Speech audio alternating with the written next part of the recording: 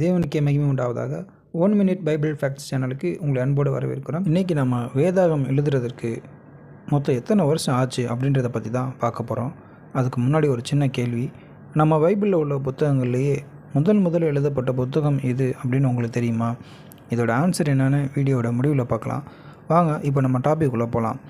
பழைய ஏற்பாடு எழுதுவதற்கு மொத்தம் 1600 வருஷங்கள் ஆகியிருக்குன்னு சொல்லப்படுதுங்க. ஒரு வருஷம் 2 வருஷம் இல்லைங்க, சுமார் 1600 வருஷம்.